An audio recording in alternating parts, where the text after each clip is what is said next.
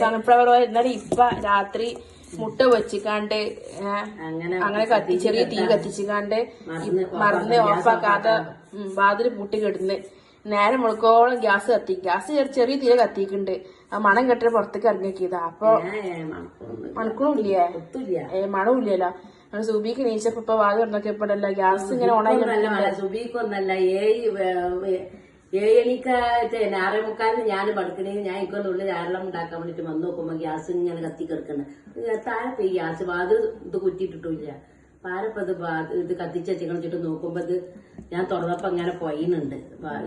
നോക്കുമ്പോ അപ്പൊ അത് ആ നേരത്ത് 10 നേരത്ത് തിരിച്ചിപ്പിച്ച് വെച്ചതാണിത്.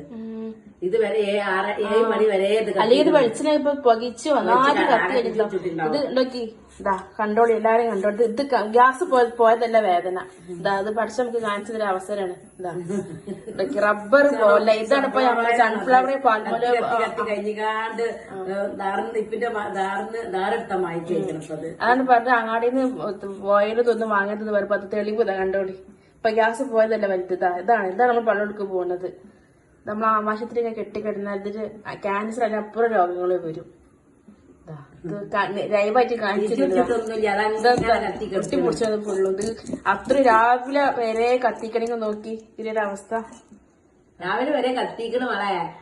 ഇതായതുകൊണ്ട് അങ്ങനെ ആയതുകൊണ്ടാണ് ഇക്കാര കത്തിപ്പിടിച്ചാതെ നിന്നേക്കേണ്ടത്. അതങ്ങനെ കത്തി നിന്ന് പോലെ